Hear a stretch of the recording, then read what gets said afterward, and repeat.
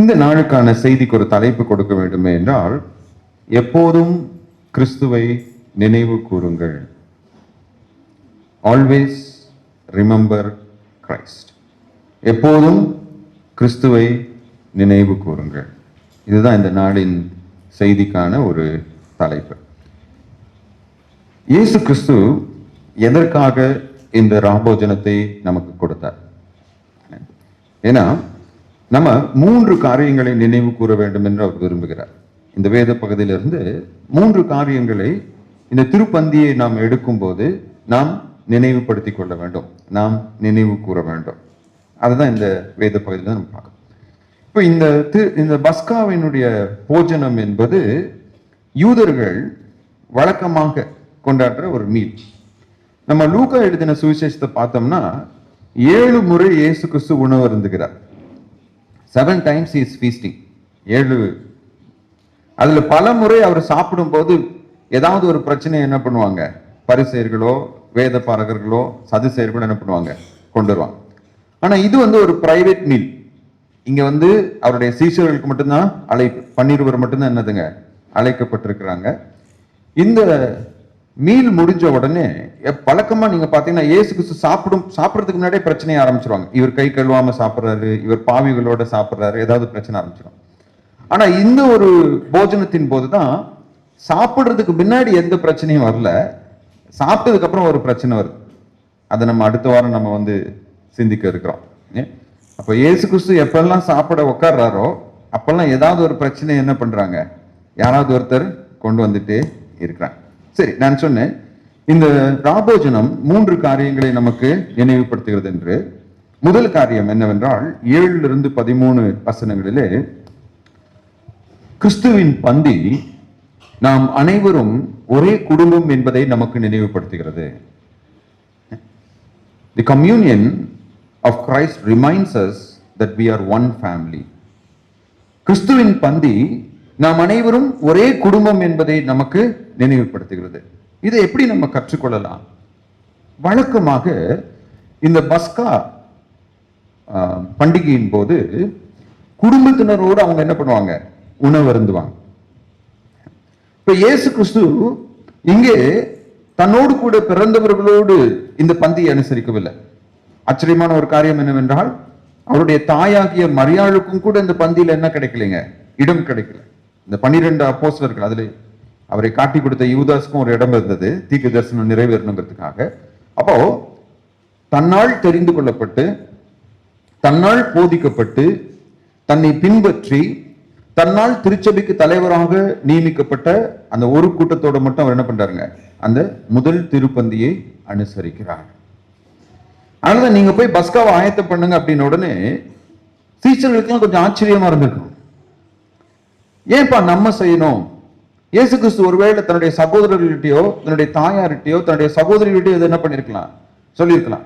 அவங்களுக்கு ஒரே சந்தோஷம். ஆனாலும் பிரச்சனை என்ன? எங்க போய் இந்த திருவிருந்துக்கு இடத்தை ஆயத்தம் பண்ணுவது என்பது அவர்களுக்கு ஒரு பிரச்சனையாக இருந்தது. இப்போ இந்த திருவிருந்தை நாம் ஒவ்வொரு முறை அனுசரிக்கும் போதும் இயேசு கிறிஸ்து எதற்காக திருச்சபைக்கு இந்த திருவிருந்தை கொடுத்தார் என்றால், விசுவாசிகளாகிய நாம் அனைவரும் ஒரே குடும்பம் என்பதை ஒவ்வொரு முறையும் நம்மை நினைவுபடுத்திக் கொள்வதற்காக இந்த திருவிருந்தை இயேசு கிறிஸ்து கொடுத்திருக்கிறாரு. ஆதி திருச்சபையுடைய நாட்கள்ல திருவிருந்து என்று சொல்லும் போது மாதத்துக்கு ஒரு முறை நடக்கிற ஒரு காரியம் இல்லை. நம்ம வாசிக்கலாம். அப்போஸ்தலர் 2ஆம் அதிகாரம் 46வது வசனம். அப்போஸ்தலர் 2:46. அவர்கள் ஒருமனப்பட்டவர்களாய் தேவாலயத்திலே அனுதினமும் தரித்திருந்து வீடுகள் தோறும் அப்பம் பிட்டு. அப்போஸ்தலர் 2ஆம் அதிகாரத்தை நம்ம பார்க்கிறப்போ ஆதி அப்போஸ்தலர் சபை தொடங்கின போது ஒவ்வொரு நாளும் அவர்கள் என்ன பண்ணாங்க? அப்பம் பிட்டார்கள். ஒவ்வொரு நாளும் இந்த திருப்பந்தியை அவர்கள் அனுசரித்தார்கள் என்று பார்க்கிறோம். அப்புறம் சபை வளர்ந்ததுக்கு அப்புறம் எப்படி எத்தனை முறை கொண்டாடுறாங்க? அப்போஸ்தலர் 20ஆம் அதிகாரம் 6ஆம் வசனம். அப்போஸ்தலர் 20:6. பாருங்க, வாரத்தின் முதல் நாளிலே அப்பம் பிற்கும்படி. அப்போ ஆதி திருச்சபை ஒவ்வொரு வாரமும் வாரத்தின் முதலாம் நாளிலே அவர்கள் தேவனை தொழுது கொண்டார்கள். அந்த கர்த்தருடைய நாளிலே அவர்கள் அப்பம் பிட்டார்கள், அவர்கள் அந்த திருப்பந்தியை அனுசரித்தார்கள் என்று நம்ம பார்க்கிறோம். சீர்திருத்தம் நடந்த உடனே சபையில வேதபூர்வமான மாற்றங்களும் நடந்தது. சில மாற்றங்கள் வேதத்தின் படியாகவும் அமையவில்லை. சீர்திருத்தம், அதாவது ரோமன் கத்தோலிக்க திருச்சபையிலிருந்து புரோட்டஸ்டன்ட் திருச்சபைகள் பிரிந்து உருவான அந்த நாட்களிலே, இப்ப ரோமன் கத்தோலிக்க சபைக்கு போனீங்க அப்படின்னா அவங்க எல்லா கூட்டத்திலையும் கம்யூனியன் இருக்கும், திருப்பலியும்பாங்க. ஆனால் ரோமன் கேத்தலிக் சர்ச்சுக்கு போறவங்க நாங்க ஆராதனைக்கு போறோம்னு சொல்ல மாட்டாங்க. நீங்க அவங்ககிட்ட கேட்டீங்க அப்படின்னா அவங்க சொல்லுவாங்க நாங்க மாஸ்க்கு போறோம், திருப்பலி. ஏன் அவங்க அதை திருப்பலி என்று சொல்கிறார்கள் என்றால், ரோமன் கத்தோலிக்க திருச்சபையினுடைய நம்பிக்கையின்படி ஒவ்வொரு முறை அந்த பிரீஸ்ட் அந்த கம்யூனியனுக்கு முன்னாடி, அப்பத்துக்கும் ரசத்துக்கும் முன்னாடி ஜெபம் பண்றப்போ இயேசு கிறிஸ்துவானவர் மீண்டும் பலி செலுத்தப்படுகிறார். The sacrifice of Christ happens again. இயேசு கிறிஸ்துவானவர் மீண்டும் பலி செலுத்தப்படுகிறதுனாலே இந்த அப்பம் இயேசு கிறிஸ்துவின் உண்மையான சரீரமாகவும் இந்த ரசம் இயேசு கிறிஸ்துவின் உண்மையான ரத்தமாகவும் என்ன பண்ணுது, மாறுகிறது என்று நம்புகிறார்கள். இத அவங்க ஒவ்வொரு முறை ஞாயிற்றுக்கிழமை மட்டும் இல்ல, வார நாட்களிலும் கூட அவர்கள் கூடி வரும்போது என்ன பண்ணுவாங்க, அனுசரிப்பாங்க. ஒருவேளை இயேசு கிறிஸ்து மீண்டும் பலி செலுத்தப்படுகிறார், இந்த அப்பமும் இயேசு கிறிஸ்துவின் சரீரமாகவும் இந்த ரசம் இயேசு கிறிஸ்துவின் ரத்தமாகவும் மாறுகிறது என்பதை நாம் நம்புவதில்லை. ஏன்னா அது வேதபூர்வமானதில்லை. வேதம் சொல்லுது அவர் ஒரே முறை மரித்தார், அவர் உயிர்த்தெழுந்தார், அவர் இப்போது பிதாவின் வலது பார்சத்திலே உட்கார்ந்து நமக்காக பரிந்து பேசிக் கொண்டிருக்கிறார். அவர் ஒரே முறை மரித்தது நம்முடைய பாவங்களுக்காக தேவனால் ஏற்றுக்கொள்ளப்பட்டபடியினாலே அவர் மீண்டும் மரிக்க வேண்டிய அவசியம் இல்லை என்று வேதம் போதிக்கின்றது. எபிரேயருக்கு எழுதப்பட்ட நிருபத்தில் இது தெளிவாக நமக்கு என்ன பண்ணிருக்குங்க, கொடுக்கப்பட்டிருக்கு. இப்ப ரிஃபார்மர்ஸ் என்ன பண்றாங்க, ரிஃபர்மேஷன் முடிஞ்ச உடனே, சீர்திருத்தம் முடிஞ்ச உடனே இந்த கம்யூனியனை அடிக்கடி நம்ம கொண்டாடுவோமே என்றால், ரோமன் கத்தோலிக்கர்களை போல நம்மளும் இந்த கம்யூனியன் எடுப்பதன் மூலமாக பாவ மன்னிப்பும் ரட்சிப்பும் நமக்கு கிடைக்குதுன்னு சொல்லி நினைத்துக் கொள்வோம்னு சொல்லிட்டு அவங்க என்ன பண்ணாங்க, இதை ஒவ்வொரு ஆராதனையிலும் வைக்காம மாதம் ஒரு முறை என்று என்ன பண்ணாங்க, மாற்றினார்கள். இன்னைக்கு கூட ஒரு சிலர் நீங்க நினைக்கலாம், ஏன்னா மற்ற வாரம்லாம் வரலன்னா கூட கம்யூனியன் அன்னைக்கு அடிச்சு பிடிச்சு வந்துடுறீங்க நீங்க சர்ச்சுக்கு. ஏன்னா கம்யூனியன் எடுக்கலன்னா ஒருவேளை ஆசீர்வாதம் கிடைக்காது, கம்யூனியன் மிஸ் பண்ணிட்டா எதையோ மிஸ் பண்ணிட்டோம் அப்படின்னு சொல்லி நீங்க நினைக்கலாம். இந்த கம்யூனியன் எடுப்பதினாலே பாவ மன்னிப்போ ரட்சிப்போ நமக்கு கிடைப்பதில்லை. மாறாக இயேசு கிறிஸ்துவினால் பாவங்கள் மன்னிக்கப்பட்டு ரட்சிக்கப்பட்டு அவருடைய குடும்பத்தில் சேர்க்கப்பட்டவர்கள் ஒன்றாக சேர்ந்து நாங்கள் எல்லோரும் கிறிஸ்துவுக்குள்ளாக ஒரே குடும்பம் என்று அறிக்கை செய்வதுதான் இந்த திருவிருந்து.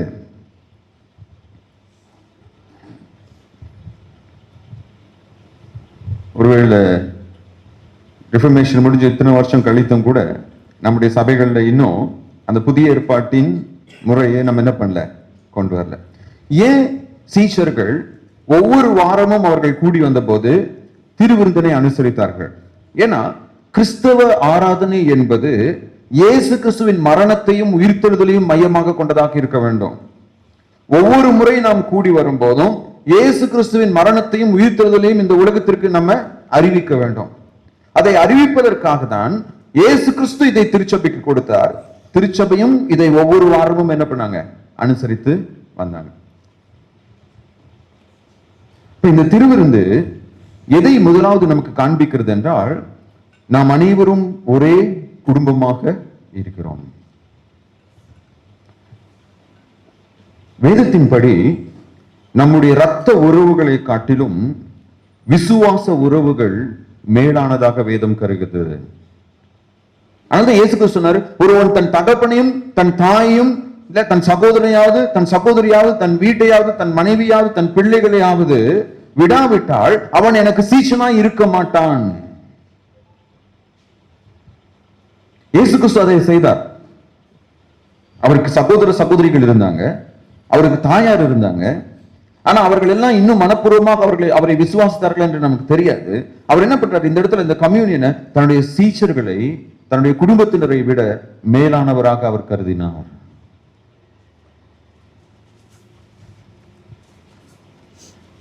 இன்னைக்கு நம்முடைய குடும்ப உறவுகளை திருச்சபையின் விசுவாசிகளை விட நாம் மேலானவர்களாக கருதி நம்முடைய குடும்ப உறவுகளுக்காக நாம் திருச்சபையை விட்டு கொடுப்பவர்களாக இருப்போமே என்றால் நாம் கிறிஸ்துவனுடைய சீஷர்களாக இருக்க முடியாது.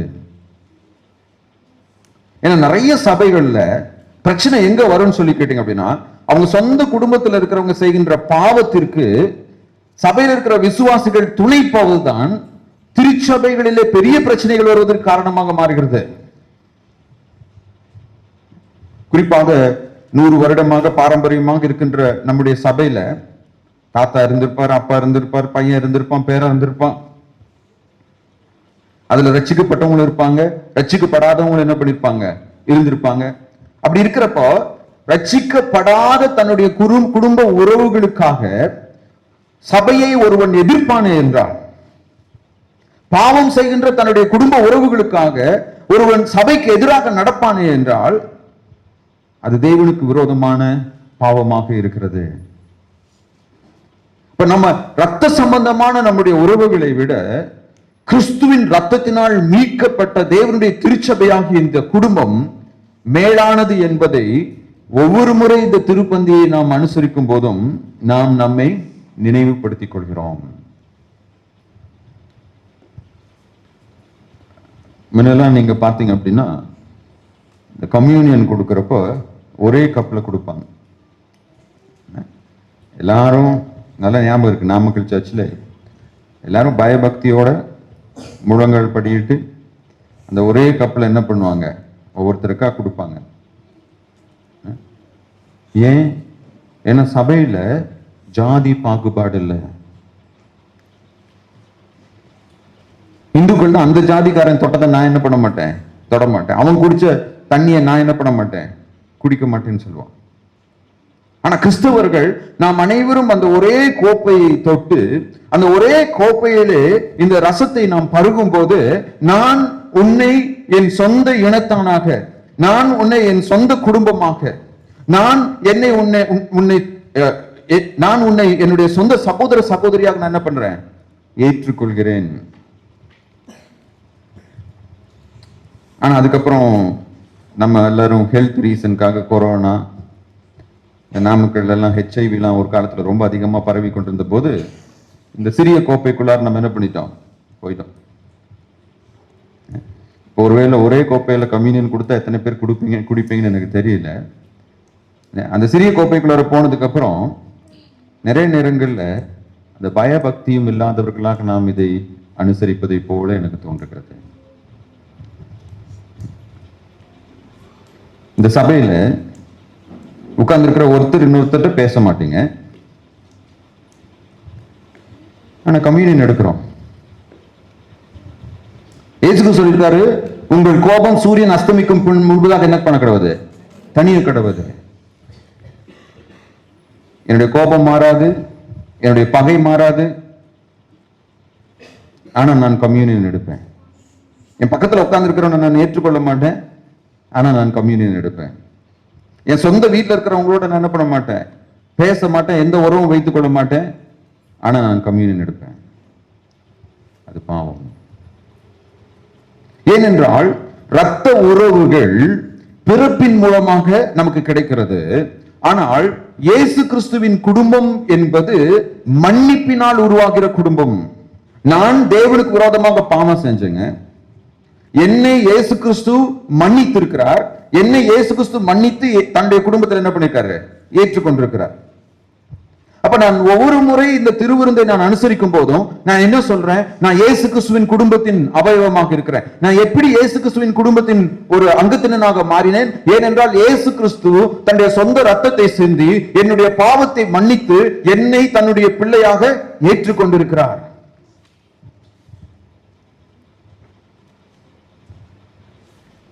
அப்ப நான் இயேசுவின் குடும்பத்திலே இயேசு கிறிஸ்துவின் மன்னிப்பை பெற்றுக்கொண்டு ஒரு அங்கத்தினனாக மாறிவிட்டேன்.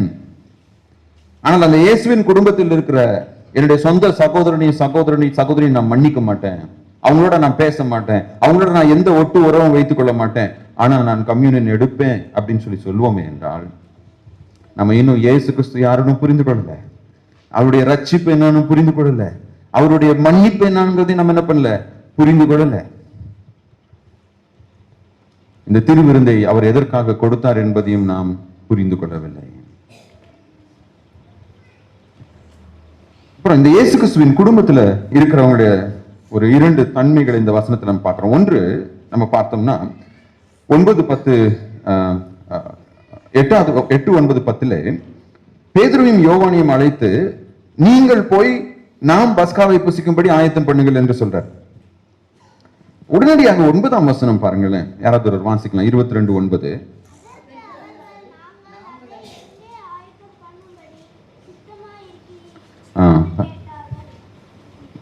இந்த திருவிருந்தை எடுக்கும் இயேசுவின் குடும்பத்தினர் எப்போதும் கிறிஸ்துவின் சித்தத்தின்படி வாழ்கிறவர்களாக இருக்க வேண்டும். பேதுருவும் யோவானும் நாங்கள் அதை எங்கே ஆயத்தம் பண்ணும்படி சித்தமாய் இருக்கு. நீ போய் ஆயத்தம் பண்ணன உடனே இவங்க பாட்டுக்கு போய் ஏதோ ஒரு இடத்துல அதை என்ன பண்ண கிடையாதுங்க, ஆயத்தம் பண்ண கிடையாது. அதை எங்கே செய்ய வேண்டும் என்று இயேசு கிறிஸ்துவை நாடுகிறவர்களா. அப்ப இந்த திருவிருந்தை நாம் எடுக்கும்போது நான் தேவனுடைய குடும்பத்திலே அங்கத்தினனாக இருக்கிறேன் என்றால் நான் கிறிஸ்துவின் தலைமைத்துவத்தை ஏற்றுக்கொண்டேன்.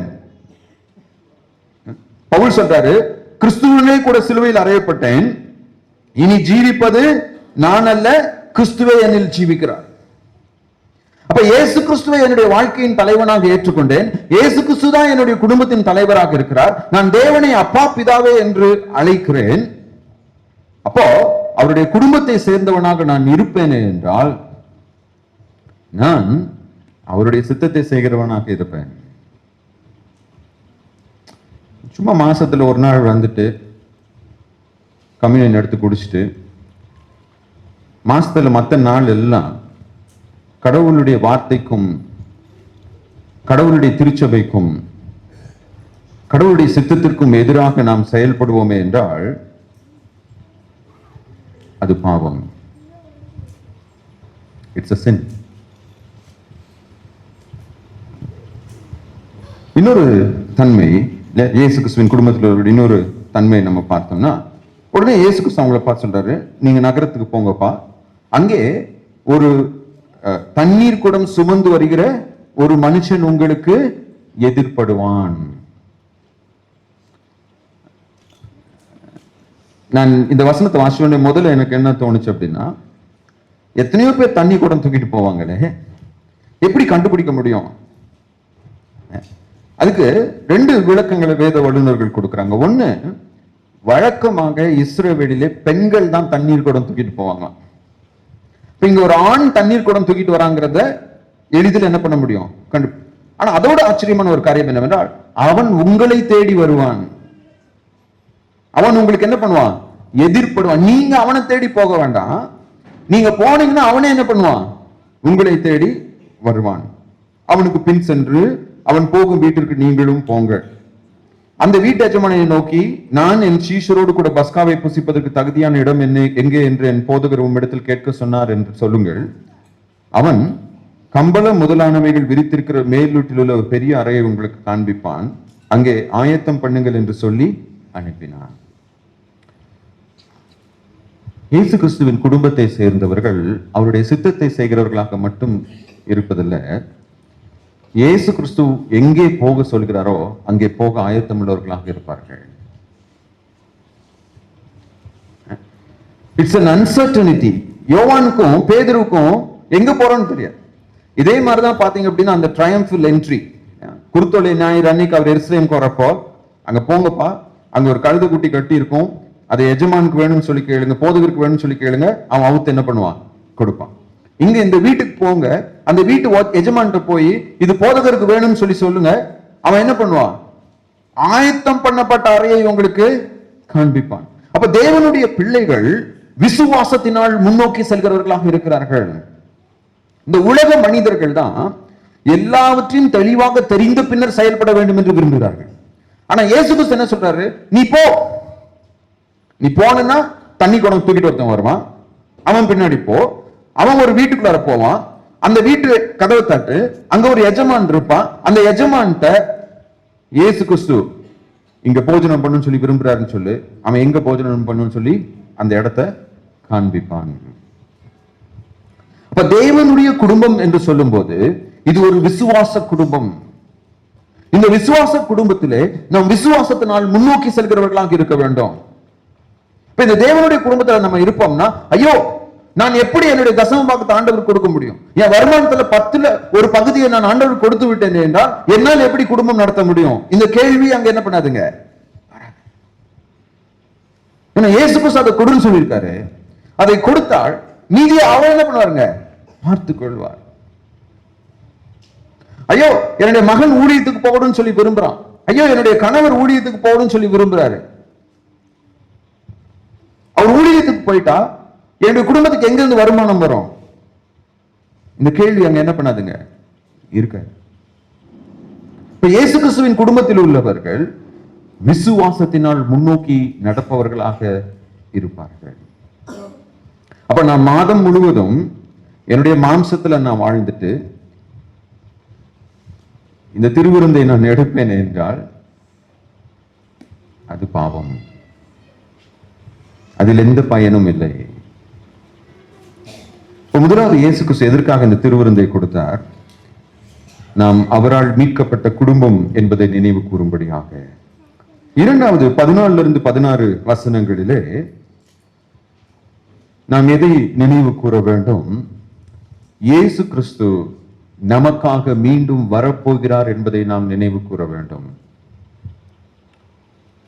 Christ instituted the communion to remind us he is coming back for us. He is coming back for us. அவர் நமக்காக மீண்டும் வரப்போகிறார் என்பதை நாம் நினைவு கூற வேண்டும். பாருங்க, நம்ம இந்த கடைசி சில அதிகாரங்களை நம்ம வாசிக்க எப்படி இயேசு கிறிஸ்துவனுடைய மரணத்தை குறித்து லூக்கா அதிகமாக பேச ஆரம்பிக்கிறாரோ, அதே போல இயேசு கிறிஸ்துவின் இரண்டாம் வருகையை குறித்து அவர் என்ன பண்றாருங்க, பேச ஆரம்பிச்சு கொண்டே இருக்கிறார். இயேசு கிறிஸ்துவனுடைய மரணம், அவருடைய உயிர்த்தெழுதல், அவருடைய இரண்டாம் வருகை, இது மூன்றுமே ஒரே கோர்வையாக லூக்காவில் வந்து கொண்டே இருக்கிறது. இங்க 14ஆம் வசனத்துல இயேசு கிறிஸ்து வேளை வந்த போது அவரும் அவரோடு கூட 12 அப்போஸ்தலரும் என்ன பண்ணாங்க, பந்தி இருந்தார்கள். The 12 12 அப்போஸ்தலர்கள்.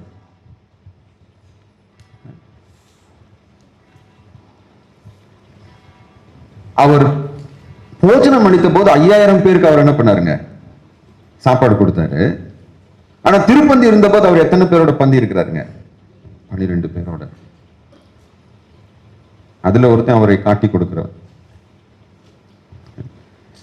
ஒருவேளை யூதாஸ் அந்த பாத்திரத்தை எடுத்து புசித்தானா என்று நமக்கு தெரியாது, குடித்தானா என்று தெரியாது. ஏன்னா ஒரு சில வேத வல்லுநர்கள் அதுல வேறுபடுறாங்க. ஏன்னா அந்த கப்பை கொடுத்த உடனே அவர் சொல்றாரு, இதோ என்னை காட்டி கொடுக்கிறனுடைய கையும் இதுல என்ன பண்ணுது இருக்கு. இயேசு கிறிஸ்து அவனை பார்த்து நீ என்ன செய்ய வேண்டும் அதை சீக்கிரம் செய் என்று சொன்னால், ஒருவேளை அதை அவன் குடித்து விட்டு போனானா இல்ல பாதியிலே போயிட்டானான்னு என்ன பண்ணல தெரியாது. திருவிருந்து என்பது நாம் எளிதாக எடுத்துக்கொள்ளக்கூடிய ஒரு காரியம் அல்ல. ஏனென்றால் இந்த திருவிருந்தை குறித்து நாம் கணக்கு கொடுக்க வேண்டும். இயேசு கிறிஸ்து இங்க சொல்றாரு, நான் உங்களோடு கூட இந்த பஸ்காவை புசிக்க எப்படி இருந்தேன், ஆசையா இருந்தேன். அப்புறம் 16வது வசனம் சொல்றாரு, நான் திரும்ப வந்து இந்த பஸ்கா இதை உங்களோடு கூட என்ன பண்ணுவேன், புசிப்பேன். அப்ப திருவிருந்து என்று சொல்லும் போது நம்ம இங்க மட்டும் புசிக்கிற ஒன்று அல்ல, இயேசு கிறிஸ்து மீண்டும் வந்த பின்பு அவரோடு கூட நம்ம போஜனம் பண்ண போறோம். இந்த சபையில எடுக்கிற திருவிருந்துல நீங்க இருக்கலாம், ஆனா அந்த இயேசு கிறிஸ்துவோடு நாம் சாப்பிட போகிற அந்த போஜனத்திலே உங்களுக்கு பங்கு இல்லாமல் போகலாம். நாம் மெய்யாகவே ரட்சிக்கப்பட்டு இயேசு கிறிஸ்துவின் குடும்பத்தின் ஒரு அங்கத்தினராக நாம் இல்லாவிட்டால் அந்த திருவிருந்திலே இயேசு கிறிஸ்துவோடு நம்ம உட்கார முடியாது. ஏன்னா இங்க நீங்க திருவிருந்துல பாவத்தோட உட்கார்ந்து இருக்கும் போது அந்த திருவிருந்து உங்களுக்கு கொடுக்கிறவங்களுக்கு உங்களுடைய பாவ வாழ்க்கையை குறித்து என்ன பண்ணாதுங்க, தெரியாமல இருக்கலாம். ஆனா இயேசு கிறிஸ்துக்கு என்ன பண்ணுங்க தெரியும். சில சமயங்கள்ல உங்களுடைய பாவத்தோடு கூட நீங்கள் உட்கார்ந்து இருக்கும் போது, என்னடா இவங்க இவ்வளவு தப்பு பண்ணிட்டு உட்கார்ந்து இருக்கிறாங்களேன்னு சொல்லி அந்த திருவிருந்து கொடுக்குறவங்க உங்க கையில கொடுத்துட்டு போயிடலாம். ஏன்னா நம்ம எல்லாம் மனிதர்கள். நம்ம யாரையும் நியாயம் தீர்ப்பதற்கு நமக்கு என்ன கிடையாதுங்க, உரிமை இல்லை. ஆனா அந்த திருவிருந்துல அதெல்லாம் நடக்காது. நோவாவுடைய பேழை 8 பேர் தான் அங்க உள்ள இருக்கணும்னா 8 பேர் தான் அங்க என்ன பண்ண முடியுங்க, உள்ள இருக்க முடியும். மோசே மட்டும்தான் சீனாய் மலையில ஏறணும்னா மோசே மட்டும்தான் என்ன பண்ணணும், ஏறணும். கெத்செமனே தோட்டத்துக்கு அவர் போகும்போது பேதுருவும் யாக்கோபும் யோவானும் தான் அவர் கூட வரணும், அவங்க தான் என்ன பண்ணணும், வரணும். அதே போல இயேசு கிறிஸ்து திரும்ப வந்து அந்த திருவிருந்தை எடுக்கும் போது நீங்களும் நானும் அதில் இருப்போம் என்று தைரியமாக நம்மால் இன்னைக்கு சொல்ல முடியுமா? இதுல நம்ம பார்த்தோம்னா 14ஆம் வசனத்துல வேளை வந்தபோது என்று லூக்கா அதை தொடங்குகிறார். தேவன் எல்லாவற்றுக்கும் ஒரு நேரத்தை வைத்திருக்கிறார். யோவான் 2:4 மரியாள் இயேசு கிறிஸ்து வந்து திராட்சரசம் தீந்துருச்சுன்னு சொன்ன உடனே இயேசு கிறிஸ்து என்ன சொன்னாரு, என் வேளை இன்னும் வரவில்லை. யோவான் 7:6-8 அவர் சொல்றார், என் வேளை இன்னும் வரவில்லை. யோவான் 12:23 13:1 என் வேளை நெருங்கி விட்டது. யோவான் 17:7 என் வேளை வந்து விட்டது. இப்ப என் வேளை வந்து விட்டது, வேளை வந்த போது என்றால் என்ன அர்த்தம் என்றால், இயேசு கிறிஸ்து சிலுவையில் அறையப்படும்படியாக தேவனால் நியமிக்கப்பட்ட அந்த நேரம் வந்தது. யூதாஸ் காட்டி கொடுத்தனால இயேசு கிறிஸ்து சிலுவையில் அறையப்பட்டாரா? இல்ல பிரதான ஆசாரியனும் வேத பாரகர்களும் அவரை கொலை செய்ய வேண்டும் என்று தீர்மானித்தபடினாலே இயேசு கிறிஸ்து சிலுவையில் அறையப்பட்டாரா? இல்ல பிலாத்து அவரை சிலுவையில் ஒப்பு கொடுத்ததினாலே அவர் சிலுவையில் அறையப்பட்டாரா? இல்லை. இவர் உலக தோற்றத்திற்கு முன்பதாக அடிக்கப்பட்ட தேவ ஆட்டுக்குட்டி. இந்த உலகம் உருவாவதற்கு முன்பதாகவே, மனிதனை தேவன் படைப்பதற்கு முன்பதாகவே மனிதன் பாவம் செய்வான் என்பதை தேவன் அறிந்திருந்தபடினாலே அந்த மனிதனை மீட்கும்படியாக அவர் ரட்சிப்பின் திட்டத்தை உலகம் உருவாவதற்கு முன்பதாகவே அவர் உருவாக்கி வைத்திருந்தார். அந்த ரட்சிப்பின் திட்டத்திலே இயேசு கிறிஸ்துவின் சிலுவையின் மூலமாக மாத்திரமே ரட்சிப்பு என்பதை அவர் என்ன பண்ணாரு, அறிவித்திருந்தார். இப்ப நான் ஆசையா இருந்தேன் என்று சொல்லி இயேசுக்கு சொல்லும் போது, அவர் உலக தோற்றத்திற்கு முன்பதாக இருந்து உங்களுக்காகவும் எனக்காகவும் மரிப்பதற்காக அவர் ஆசையா இருந்தார். இது எதை காண்பிக்குது என்றால், உங்களையும் என்னையும் நரகத்தில் தள்ளுவதிலே கிறிஸ்து பிரியம் கொள்வதில்லை, மாறாக உங்களையும் என்னையும் பரலோகத்திற்கு அழைத்து செல்வதிலே கிறிஸ்து விருப்பமுள்ளவராக இருக்கிறார்.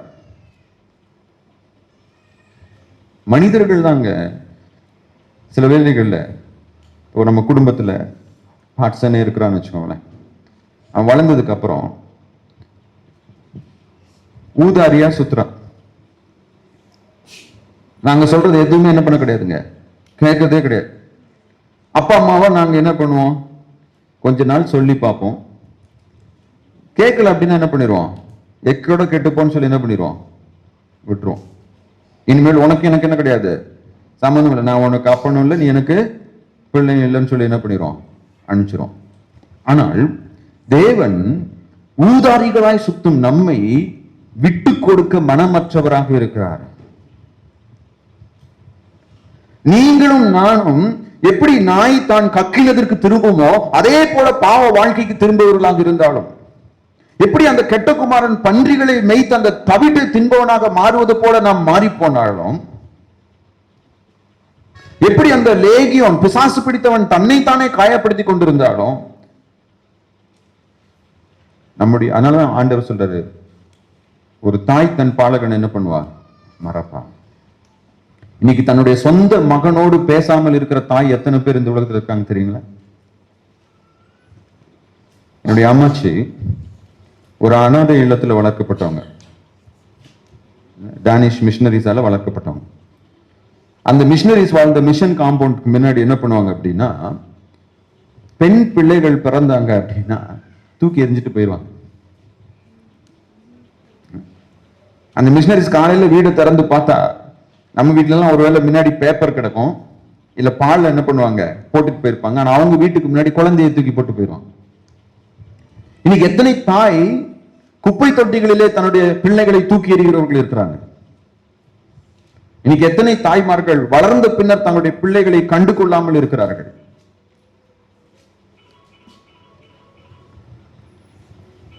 ஆனா கடவுள் சொல்றாரு, அவர் அப்படி ஒருவரையும் என்ன பண்ண மாட்டாருங்க, தூக்கி போட மாட்டாரு.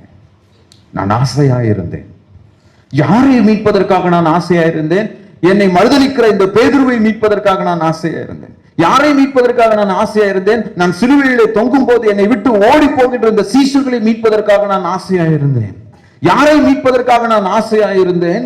அந்த சமாரிய ஸ்திரியை போல் 5 கணவர்களை விட்டு வாழ்ந்து கொண்டிருக்கிறவர்களை மீட்பதற்காக நான் ஆசையா இருந்தேன். நான் யாரை மீட்பதற்காக ஆசையா இருந்தேன்?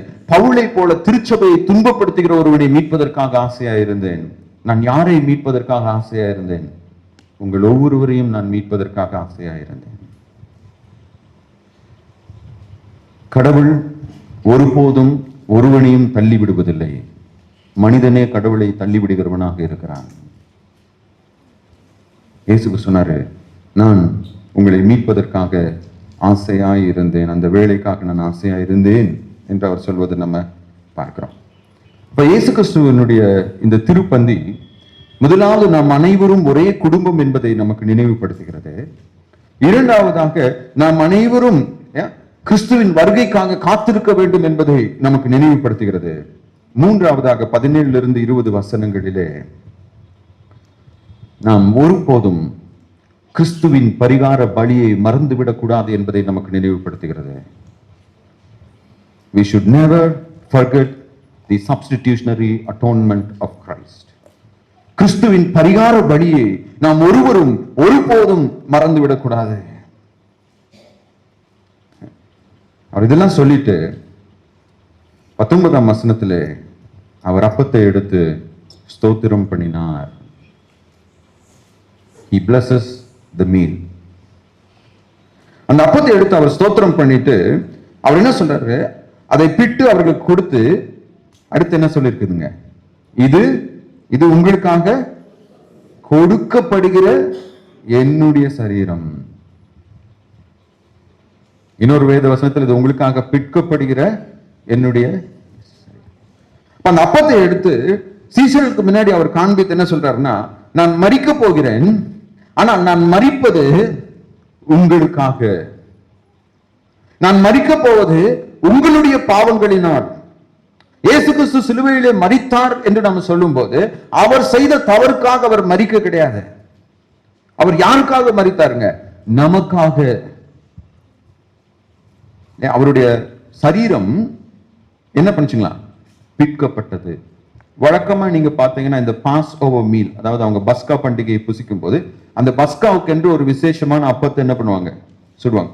அந்த அப்பம் வந்து பாத்தீங்கன்னா நீளமா இருக்கும். நம்மளுடைய பன் மாதிரி வட்டமாகவோ பிரெட் மாதிரியோ இருக்காது, அது நீளமா இருக்கும். இந்த பிரெஞ்சு பிரெட்னு சொல்லுவாங்க, நீங்க பார்த்துருந்தீங்க அப்படின்னா பிரெஞ்சு பிரெட் வந்து மேல உப்பி இருக்கும், நீளமா இருக்கும். அது புளிப்பில்லாத அப்பம், அதுல வந்து ஈஸ்ட் போட மாட்டாங்க.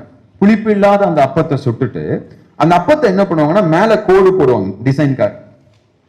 அப்ப அது பார்க்கிறப்போ அங்கங்க வெட்டப்பட்ட ஒரு பிரெட் மாதிரி இருக்கும். ஏசாயா 53ஆம் அதிகாரம் 5ஆம் வசனத்திலே நாம் வாசிப்போம் என்றால், அவருடைய சரீரம் உழப்பட்ட நிலம் போல் இருந்தது என்று ஏசாயா கூறுகிறார். அப்ப இயேசு கிறிஸ்து அன்றைக்கு அவர் அந்த அப்பத்தை எடுத்தது உங்களுக்காக பிற்கப்படுகிற சரீரம் என்று அவர் சொன்ன போது உண்மையாகவே கல்வாரி சிலுவையிலே அவருடைய சரீரம் பிற்கப்பட்டது.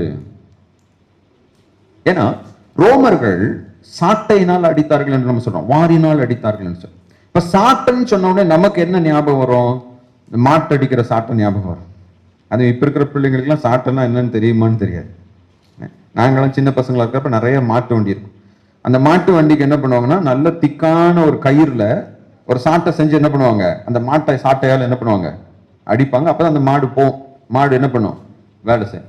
இப்ப ரோமர்கள் வைத்திருந்த சாட்டை எப்படிப்பட்ட சாட்டை என்றால், அது கயிறினால் செய்யப்பட்டதல்ல, அது மெல்லிய கத்தியினால் செய்யப்பட்டது.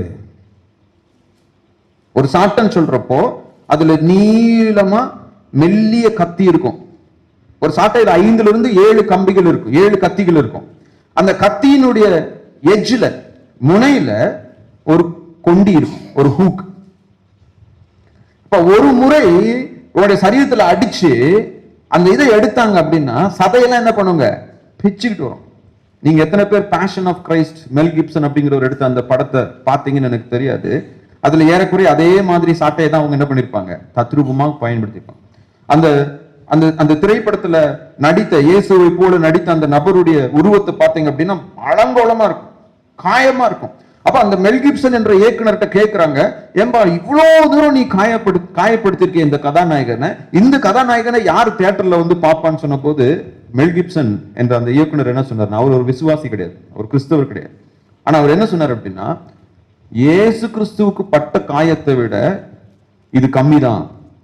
அதை என்னால் தத்ரூபமாக என்னுடைய திரைப்படத்தில் என்ன பண்ண முடியல, காட்ட முடியல. இவ்வளவுதான் என்னால என்ன பண்ண முடிஞ்சது, காட்ட முடிஞ்சது. அப்போ அவருடைய சரீரம் உழப்பட்ட நிலம் போல இருந்தது என்று சொல்லும் போது இயேசுக்கு சொல்றாரு, எதுக்கு அந்த அந்த கஷ்டத்தை இயேசுக்கு அனுபவிக்கும் போது அங்க கூடி வந்தவங்க எல்லாம் கேட்ட ஒரு கேள்வி, இவன் என்ன பாவம் செய்தானோ இப்படி கஷ்டப்படுவதற்கு?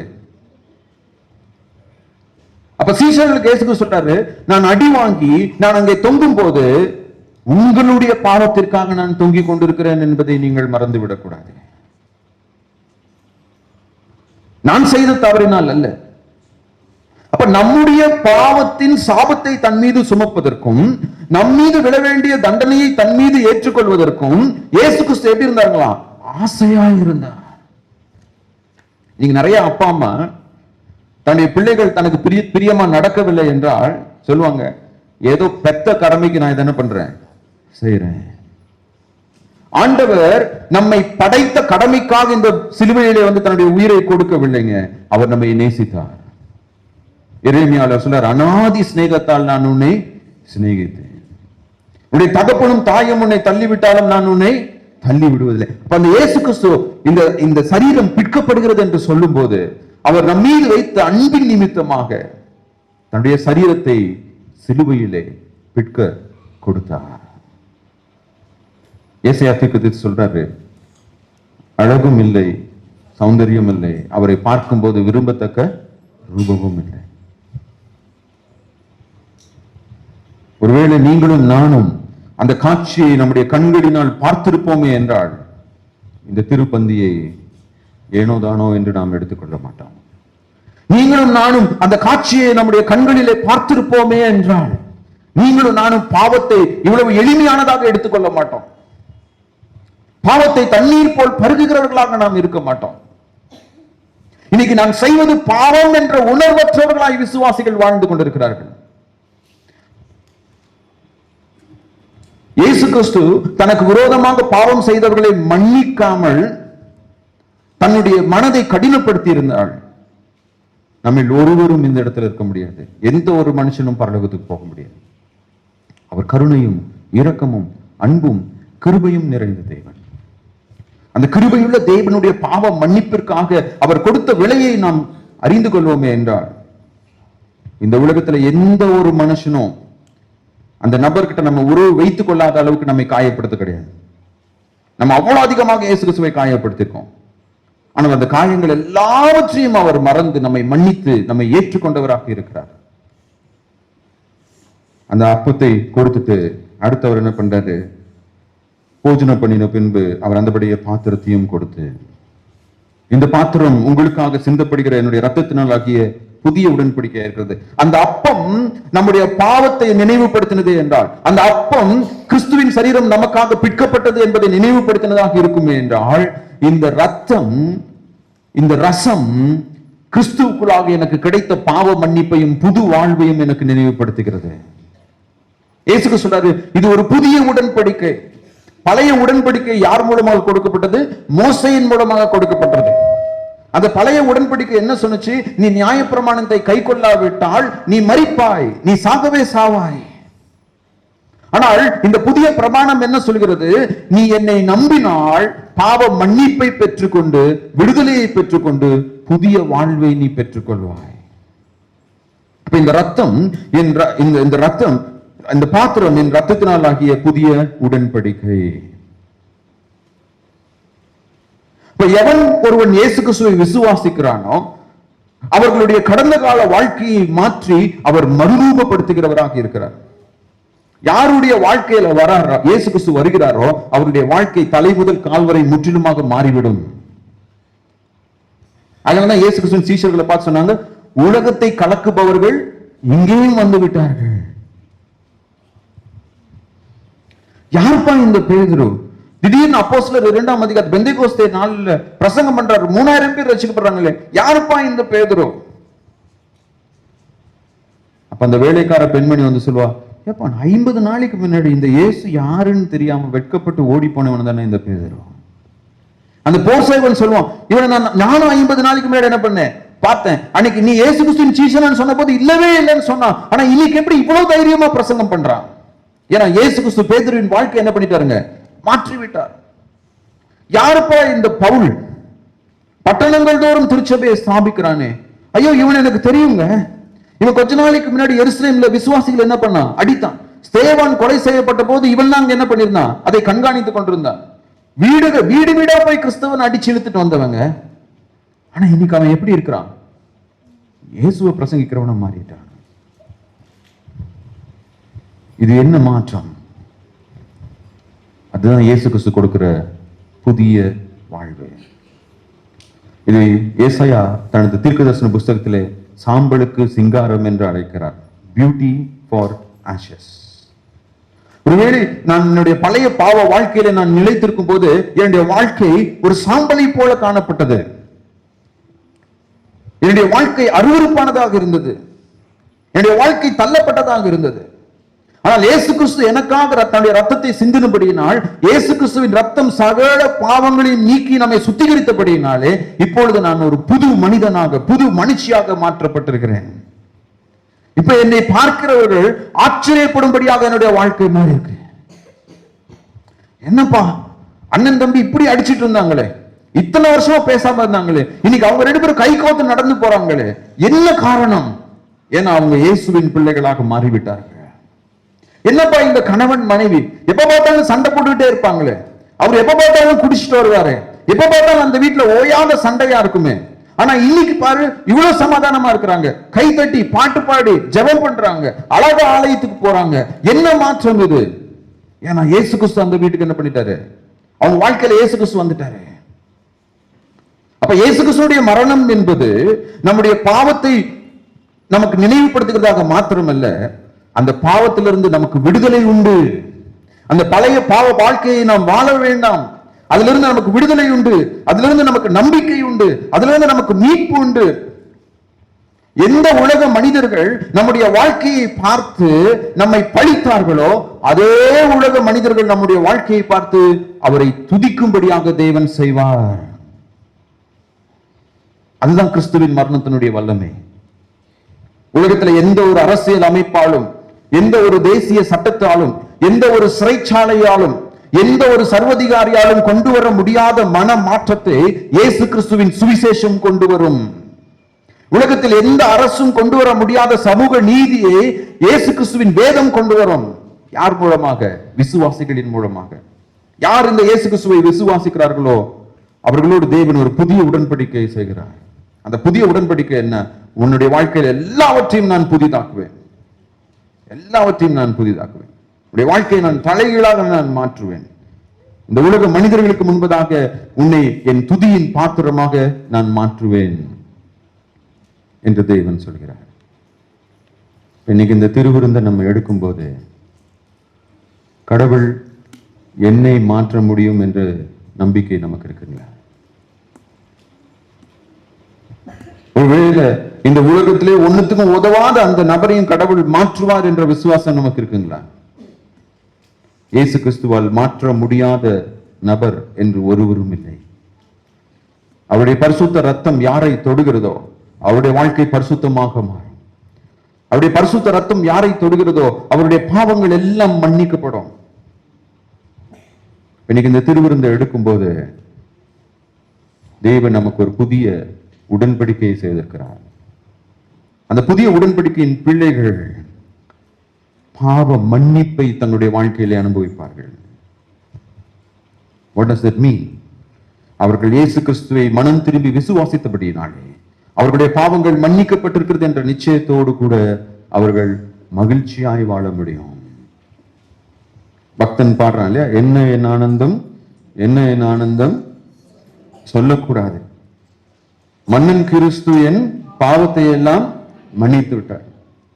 இன்னொரு பக்தன் பாடுகிறான், வழி தப்பி நான் திரிந்தேன், பாவ பழி அதை சுமந்தடைந்தேன், ஆனால் இயேசு கைவிடார், தானாய் வந்து ரட்சித்தார், ஆகினால் என்னதுங்க, சந்தோஷம் பொங்குதே, சந்தோஷம் பொங்குதே. இன்னொரு பக்தன் எழுதியிருக்காரு, நான் பாவிதான், ஆனாலும் நீர் மாசற்ற ரத்தம் சிந்தினீர், ஆகையினால நான் உண்மை தேடி வருவதற்கு நான் என்ன பண்ண போகிறேங்க, தயக்கப்பட போவது கிடையாது. அந்த இயேசு கிறிஸ்துவான அவருடைய பாவ மன்னிப்பை அனுபவிக்க முடியும்.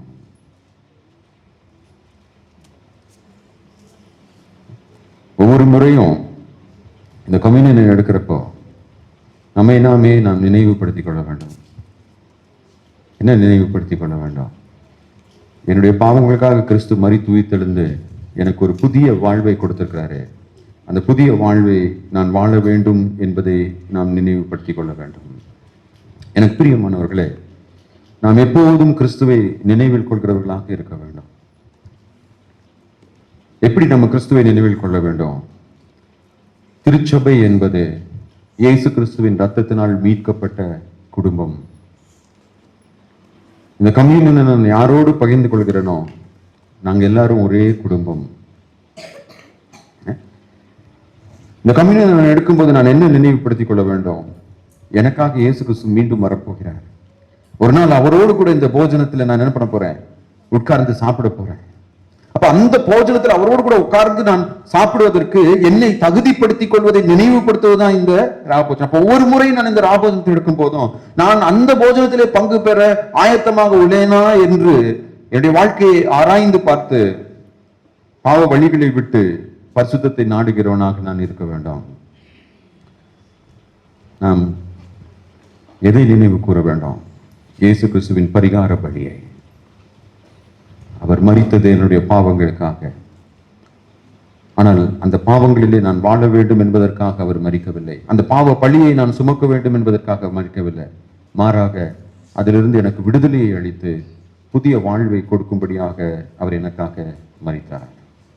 தேவன் தாமே இந்த வசனங்களின் மூலமாக நம்முடைய விசுவாசத்தை உறுதி செய்வாராக. ஆமென்.